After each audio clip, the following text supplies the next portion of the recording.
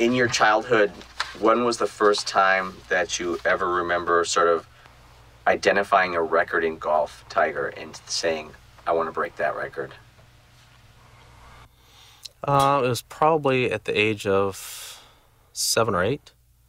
The Junior World that was held it was called the Optimist Junior World at the time.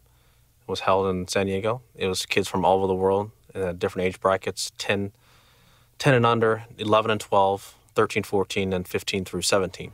No one had ever won the Junior World in every age bracket. And when I first played it at the age of 7, that was kind of the goal, is that I wanted to be the first person to have won every age bracket at least once. And it was a pretty lofty goal, but it was a great goal. In college, what was your most memorable accomplishment at Stanford? I think probably 2. I won the first collegiate event I ever played in New Mexico. I won it. And then I completed what we used to call the college slam, would be winning your conference in the region and then nationals. So the last 3 events. And I was able to win all 3 of those my sophomore year. This is about the 1994 Amateur Championship.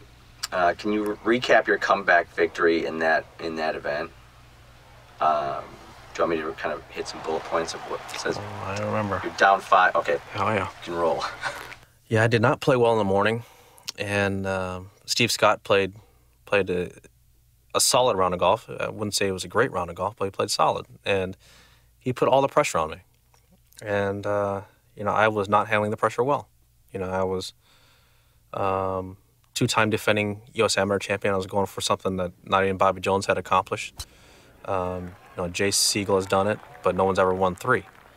So, or 3 in a row. So, I was struggling, and I was 5 down at the halfway point, and I just sat there and having lunch with Butch and my dad, and just kind of dispirited, pretty bummed out, but also full of anger that I had played so poorly, and I was not going to give up on this guy.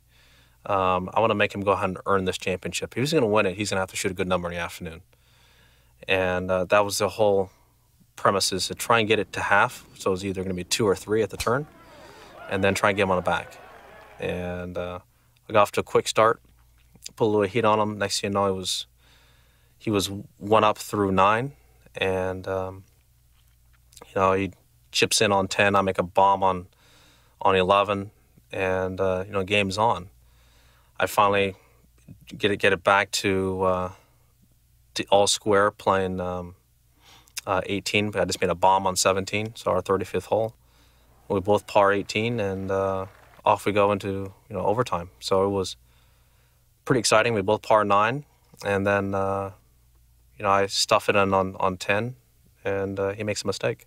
Your first major victory in the Masters for us? Yeah, it was something that I will never ever forget.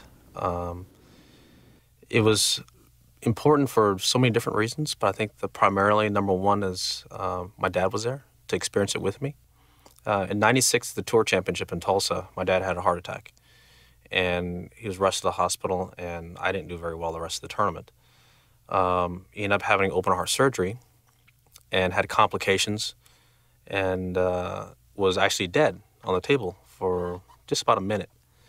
And he came back, and the doctors basically said, there's no way you're ever going to fly for the Masters, and blah, blah, blah. He told him to go stuff it.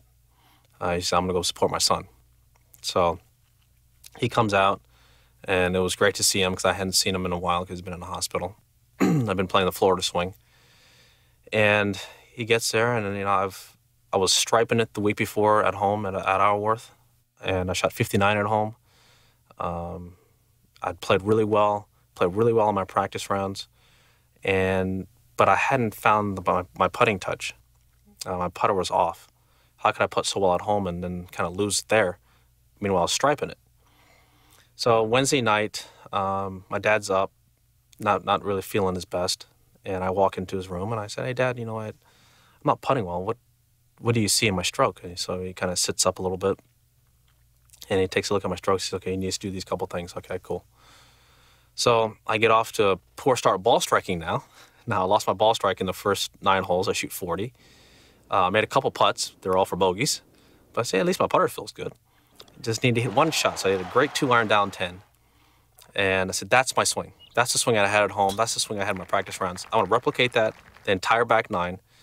I'm going to birdie both par 5s. I'm going to sprinkle 2 more birdies in here. I'll shoot even par for the day, and we'll call it a draw. End up shooting 30, and then got hot the rest of the tournament. And then the rest became history.